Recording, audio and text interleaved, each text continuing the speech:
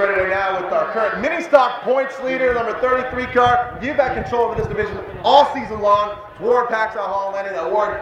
I mean, this program has really turned a corner. This 33 car has been so good all season long. Tell me about the work that went into this car over the off season.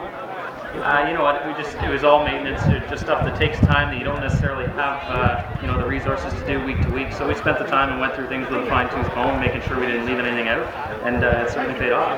I mean, you came into 2013 with the obvious intention of winning the championship, but did you ever have any idea that you'd be here winning 4 features this season, controlling the points the way you had, all the way through the season? I mean, you're what, 6 weeks away from your first career championship. Did you see this coming at the beginning of the year?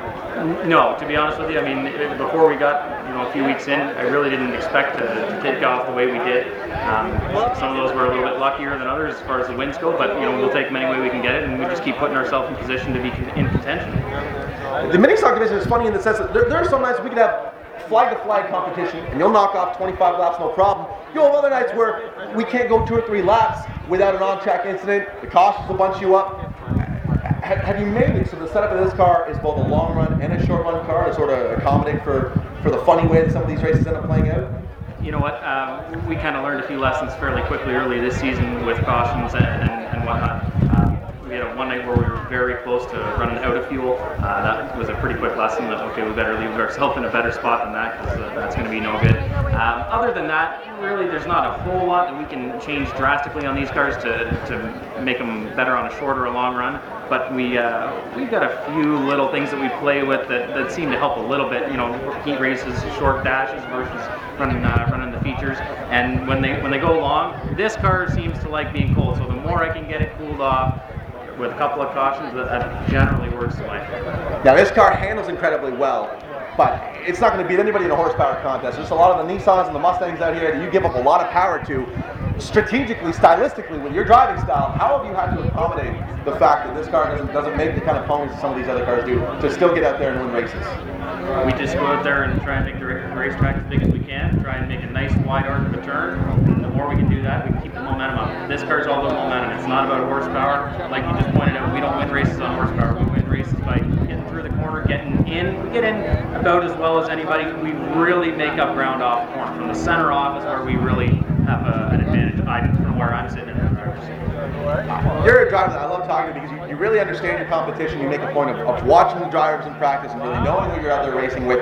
Is there one driver in the mini stock division this season that surprised you with how well they've done? Is there one? No.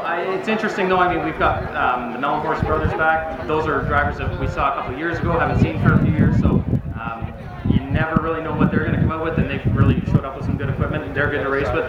The 21 Ken Towns has been a real hot contender as well. 51 Eric York won the championship last year. He's been strong also. Brandon McFerrin's out here. I mean, he's having a monster of a last couple of months. He's winning everything going.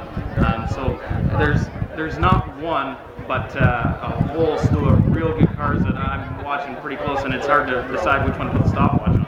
Now, no driver anywhere has ever led the points for an entire season without the help of a dedicated group of people and a lot of sponsorship support. Thank everybody that made this possible. There's just so many. I mean, Blue Mountain Honda and JF Kitching & Son, along with CB Services, have been on with us since we started racing back in 2009. This year we brought on Wholesale Tire Solutions as a new sponsor. They've been absolutely outstanding with their contributions.